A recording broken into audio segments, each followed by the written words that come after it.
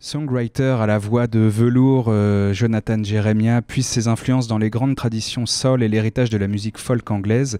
Adolescent, ses amis écoutaient de la pop contemporaine ou du rock indie. Lui préférait se laisser emporter vers le passé par les vinyles de son père et écouter principalement Scott Walker, Cat Stevens ou encore Serge Gainsbourg. Son quatrième album, Good Day, est une véritable pépite aux arrangements dignes des plus belles productions des années 70.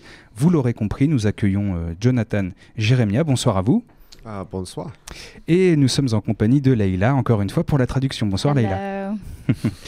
On va commencer par cet album Good Day, le quatrième qui vient de sortir. Comment a-t-il été écrit et réalisé cet album Good Day? Can you talk about how your fourth album, Good Day, was put together and brought into the world? Well, I was always attracted to... I used to be a bit of a rocker at heart. You know, I wanted to be the guy with air guitar and poodle hair. But I never had the voice of that. I had this kind of deeper voice like my dad, and so I discovered more kind of Elvis and soul and Sinatra, and so I kind of took a road around to American soul, and after American soul, I suddenly realized, hey, I'm kind of proud to be British, European, and then. So I kind of subconsciously start looking at the records that were made here, you know, in across Europe, and you'd be looking at Scott Walker and Serge Gainsbourg, as you say, and Jacques Brel, and so I'm looking at more of the heritage of European soul with this record. Il dit son cœur reste quand même avec le rock, qu'il voulait au début de sa carrière de musique, il voulait quand même être ce rocker avec la grande coiffure un peu foufou, mais il s'est découvert que forcément sa voix elle était un peu grave et ça collait pas trop avec le rock. Et donc par la suite, il s'identifiait un petit peu plus avec du Frank Sinatra. Elvis as well, yeah.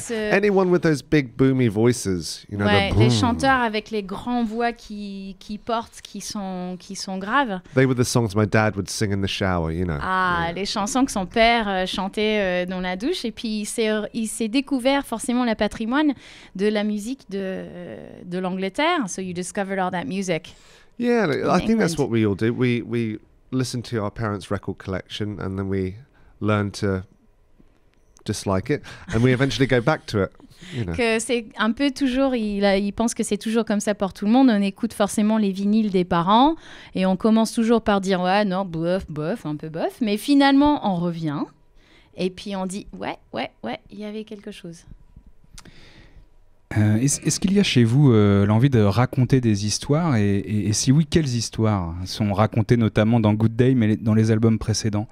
In your albums and music, do you feel that you like to tell stories? Is telling stories something you do? And if you do tell stories, what stories do you tell? Yeah, my earliest memories were first thing I ever wanted to do was go to America. So speaking as someone that just spent the time getting away from America. So when I was a young boy, I had to do a paper round. You know, you deliver papers in the morning, and it was £800, and it took 2 years at school to save up. So every morning I used to do a paper round, listen to music, and I needed to be transported away to another place, anything apart from London. You know, I needed to go to another universe as well. So my music kind of tells stories of all the things in my head, but nothing that conscious of this is what I did. This is how I make my omelets, and this is the girlfriend I broke up with. It's more a little bit of a storytelling of truth, but also dreams and, you know, exaggeration. C'est des histoires beaucoup plus vastes que quelque chose de particulier comme comment il mange ses œufs ou la rupture avec sa copine. Donc ça a commencé plus ou moins avec comment il s'est échappé quand il était jeune. Il rêvait d'aller ailleurs, et quand il était jeune, il livrait les journaux tous les matins et il écoutait de la musique de autre chose. Donc c'est plus grand, ces histoires. On perçoit notamment dans ce dernier album la joie, des choses autour de ces sujets-là. Est-ce que c'est ça qui est abordé, notamment dans Good Day, la joie de vivre, le plaisir d'être ensemble et d'illuminer un peu les auditeurs? He has the impression that your fourth album is all about joy and happiness and really just enjoying life, and as the French say, the joie de vivre. Well, yeah, I mean, I think maybe with this record, you look at the more dimensions of stuff, whereas you give the impression of euphoria and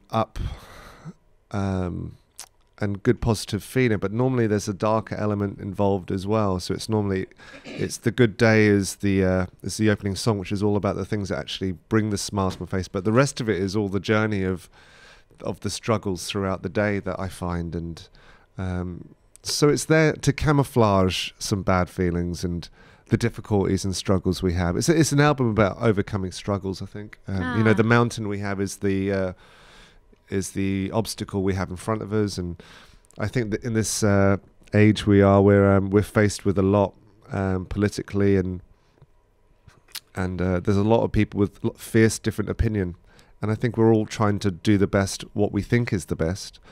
So it's a time of struggle. This is my record of struggle, I think. Ah, il dit qu'il y a quand même de la beauté sur le surface, mais au fond, il y a de la lutte. Il y a forcément, pour arriver à vraiment avoir cette expérience de joie et bonheur, il faut parfois traverser ces moments les moments sombres, les moments compliqués. Et surtout, il dit que dans le monde d'aujourd'hui, il y a un peu partout dans le monde, on traverse des moments très sombres. Donc, on peut partager un peu des deux. Donc, il dit que globalement, oui, c'est son album de lutte.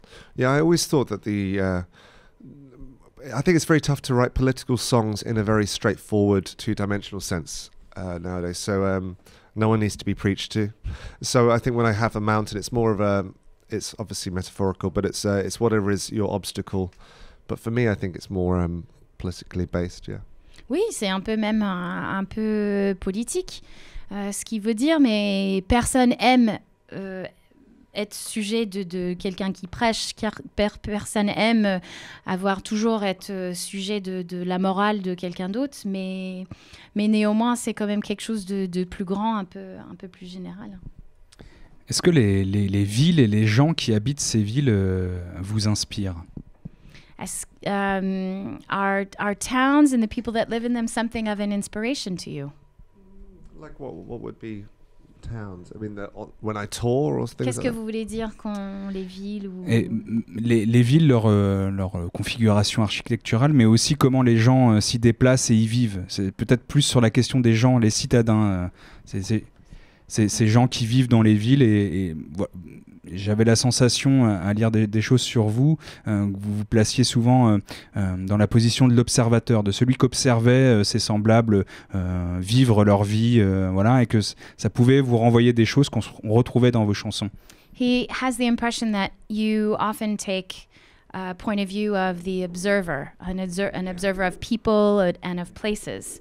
Well, there's a history and a heritage of singer-songwriters and people that follow romanticism, which is probably what I'm interested in, which is observing everyday life and the fly on the wall. You know, the Cat Stevens or the Nick Drake, where it was someone that wasn't necessarily an insider, but someone that would be watching from the outside, which is what I always was. I was always at school I was the goth with the fake black hair and eyebrows, and I didn't have a beard then, but I'd have as black hair as I could. I was always the outside. I never really felt like I could fit in. So I always take the idea of observing. Yeah.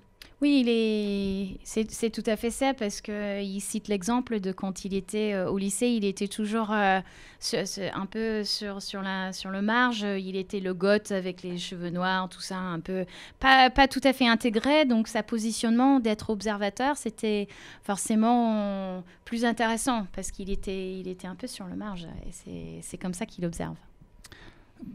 Je rebondis là-dessus. Est-ce que le comportement des gens que vous observiez au lycée, il a évolué par rapport à ce que vous pouvez observer aujourd'hui? So what you observed in high school, are things different from what you observe now? Do you see things differently, or do you see new and different things? I see that I don't have to do a full-time job, which is amazing. Je vois que j'ai pas besoin de travailler à plein temps. I feel very fortunate. Un travail normal à plein temps, c'est génial. Anything that keeps me out of a full-time job. No, growing up, I don't know. It's I mean, now I have twin girls and I see how they're educated, and I'm envious of what they're doing. You know, they read at night, and there's a bit more structure. So I don't know about the education, but it feels like I've been fortunate enough to have a third life. You know, you have a childhood and a family life where you're the kid, and then suddenly the second life is when you go out to university and you experience things for yourself, see new countries. And then the trick is, how do you avoid getting stale and just staying in the same job and just staying in that second life of just regular life? And fortunately, I've found a way of staying creative, and the third life is touring the world and expressing myself creatively, which I hope we all can in some way. You know, yeah, so it's different from my first life, but it's kind of similar as well. Yeah. Il dit que c'est quand même, ce qu'il observe, c'est forcément différent parce qu'il dit qu'il est un peu sur son troisième vie. La première vie en étant un peu la famille, on grandit, tout ça, au sein de la famille. La deuxième vie, c'est quand on commence tout de suite à l'université, à l'aventure, la première étape en dehors de la famille. Et la troisième étape, c'est sa vie, sa carrière. Il a une énorme chance de voyager dans le monde, et d'autant plus qu'il a... deux filles jumeaux, donc il est papa, et il commence à aussi à voir les choses différemment grâce à ces deux petites filles. Yeah, it seems like the second life is where, you know, you have your first heartbreak, and you know, maybe your the job that you find yourself into. But I think if I felt very stale in that, it didn't feel like it was the life for me, and I think that feels the way for lots of people I know. They need to develop beyond that second life, and I think that's coming from a creative place. If you can find something that you're passionate with, I know it's obvious to say, but you know, you can really develop yourself a lot through these maybe later years. Yeah. Il dit que c'est vraiment cette deuxième vie que il était pas du tout content. C'était inactif, il n'y avait pas de mouvement, et cette troisième vie, ça lui offre quand même de la créativité, ce bonheur de mouvement, de créativité. Il espère forcément que les gens puissent aussi découvrir que la vie soit créative et dynamique. Et il profite vraiment de cette troisième volet de sa vie. And I wouldn't have, if I was doing this when I was 18, I probably wouldn't have, well, I definitely would be a different person. I have no resemblance to the guy that was 18 and fell in love and had a bus pass or whatever. I don't know what you do at 18. What do you do? You get You do everything irresponsibly. Yeah, you're irresponsible, and you have a wallet made of plastic or canvas. Now I've got leather. You know, things have changed. Que forcément, il dit, et heureusement que c'est maintenant, parce que si il vivait sa vie de maintenant, mais qu'il avait 18 ans, ça serait un peu... il sait pas trop, mais il a le soupçon, ça serait un peu n'importe quoi. Parce que quand tu as 18 ans, forcément, tu as moins de goût, tu as moins d'exigence. Donc, ça sera pas forcément aussi délicieux et de bonne qualité. Je crois que c'est ça qu'il veut dire que maintenant. Yeah, it's kind of like discovering France. I mean, my sister's a fashion designer, and she spent a few years on the Champs-Élysées in Paris, and a little attic, smaller than this table, it felt like. There was a kettle, there was a half a bed and a window. And so I'd visit her, but I never got to see any of France, really, with my music. And it's taken till record 4 to explore the country. You know, last night was Angers, and, you know, tonight I get to experience Rouen, or Rouen, should I say. And then my point is that you can always seem to develop. And if you're open to it, you always explore a new place, and there's always much more to find, you know. Yeah, even though record 4, it feels like there's so much more to do.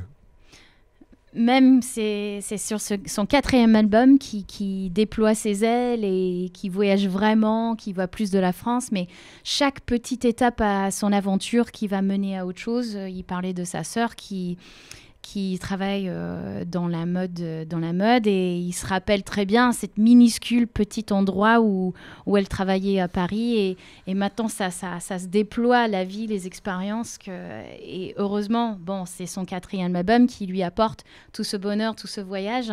Hier c'était Angers, aujourd'hui c'est Rouen, et ça va aller de plus en plus, et de toute façon, même chaque petit endroit a tellement d'opportunités. Donc, on démultiplie pas seulement des endroits et des opportunités, mais au sein de chaque opportunité, encore quelque chose d'autre. J'ai cru comprendre que ce 4e album, là, Good Day, avait été réédité et enrichi de certains titres peu de temps après sa première sortie. Est-ce que c'est parce qu'il avait le sentiment de ne pas avoir tout dit au premier jet ? Apparently, this fourth album, it was re-edited, reworked. Okay. Can you explain a little bit why? Maybe it was incomplete. Yes. Maybe you wanted to change some things. No, I initially when it came out, I had the first set of songs, and it tells a story that I wanted, but there were 4 additional songs that I wanted to include, and sometimes you how do I put it? Let me put it this way. It feels like there's a formula you have to do to put a record out. You have to have 11 songs. It has to be 40 minutes. If you can't go under or over, and it feels very rigid. And sometimes it doesn't feel quite right to me. And so I think the story I wanted to tell was more across the 16 songs. And those last 4 that I released for the French market, they were the more personal ones, I think. More. Yes. We spoke about, are they personal or not, a lot or not. The last 4 were definitely more personal to me. And I wanted to... You're shy at the beginning. You just want to give the ones that you want to give. And then suddenly you go, oh, okay, give them all of them. Au début, il dit que c'était peut-être d'un part de timidité. Il y a une part de timidité. Ok, on va faire comme ça. Et puis, on va être bon élève. On va faire exactement comme il faut. Parce que c'est assez réglementé, des albums, X chansons, X temps. Voilà, donc on va suivre des consignes. Et puis, il s'est pris le temps de dire non. Je veux autre chose, j'ai envie d'aller des choses qui me tiennent à cœur. On peut quand même aller plus profondément, on peut faire autre chose. Et forcément, c'est les chansons qu'il a rajoutées qui sont les plus intimes qu'il veut partager avec nous. I mean, for example, when I was writing Good Day, I was writing it in Amsterdam with my friend who's supporting me here, who does my support shows, a lovely guy called Ruben Zamama. And he wrote a song called Brussels, which is one of the 4 songs that's on the album. And it's all about his divorce. He seems too young to be divorced, but he's definitely divorced. Sat in a car in Brussels in the cold, missing her. And it felt, I don't know, it felt very awkward singing another person's heartbreak. But it was a song that we'd worked on together. And so I thought eventually, let's put it on there. And another song's about my father's passing away. And, it's very difficult when your first song is called Good Day and you're putting your song about your father at song 6 or something. So some songs didn't feel as comfortable on the record as others. Ouais, il y avait quelques chansons qui collaient pas trop avec le reste. Surtout, il note le chanson qu'il a coécrit avec son ami, qui parle de son divorce et toute la douleur qu'il a partagée avec son ami suite à son divorce. Donc, comment mettre une chanson comme ça? Et aussi, comment mettre une chanson qui parle de... son père qui a disparu sur un album qui s'appelle Good Day.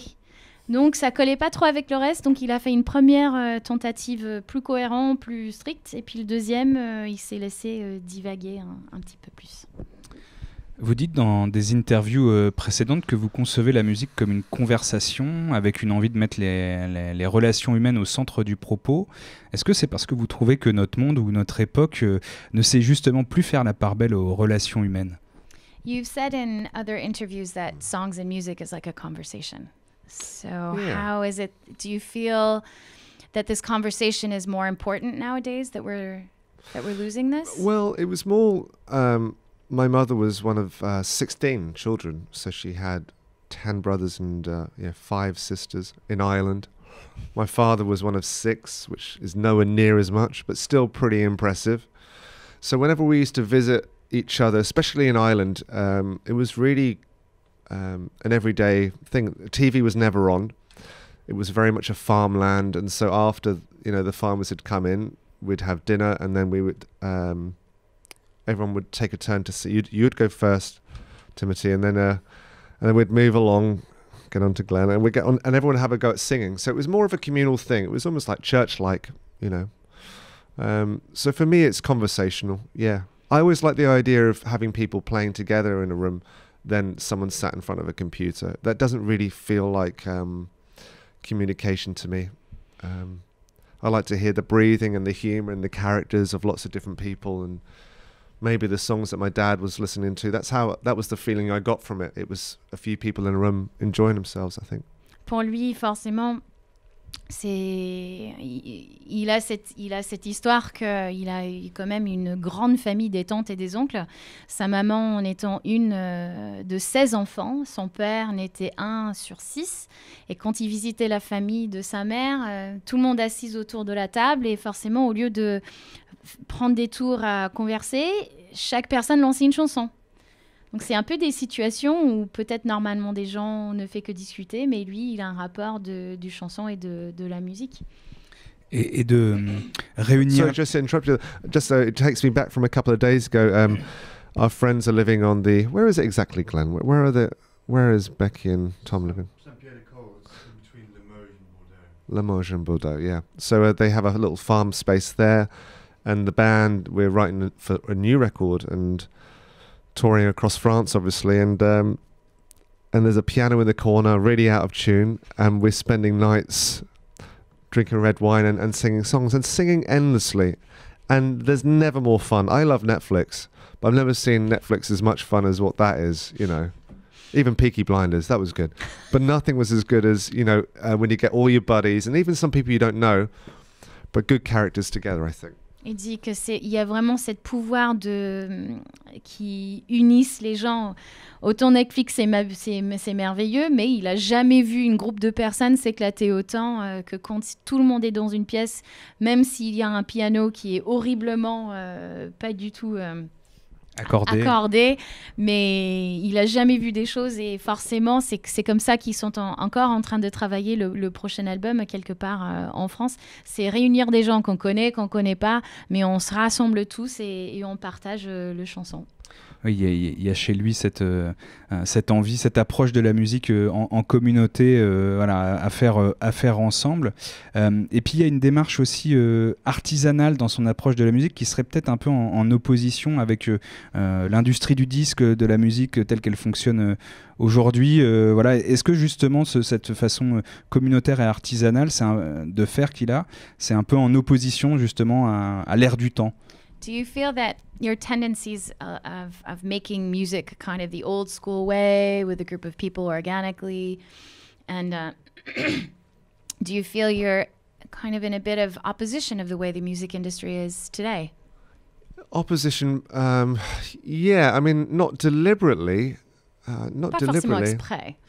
but very much. I was always keen on doing things the way that I hear them in my head, the way that feels right. I wanted to do something right, not necessarily affordable. There's obviously better ways than traveling around with a band of 6 or an orchestra of 30, but I always want to do things right. And to my ears, to do things right, it's an arduous, tough, long procedure where you're on the edge of panic attacks by the end of the project. You know, it's enjoyable but torturous at the same time. Ça me force. Mais il peut pas compromettre sa façon de travailler. C'est forcément pas le moins cher. C'est même encore un peu bordélique de toujours ramener 6 ou une trentaine de personnes dans un orchestre ou des musiciens avec soi. Mais il conçoit pas de faire ça. Il conçoit pas de faire ça autrement. Très bien, merci à vous Jonathan Jeremiah d'être passé par nos micros. Merci à vous Leïla pour la traduction. Absolutely. Thank you.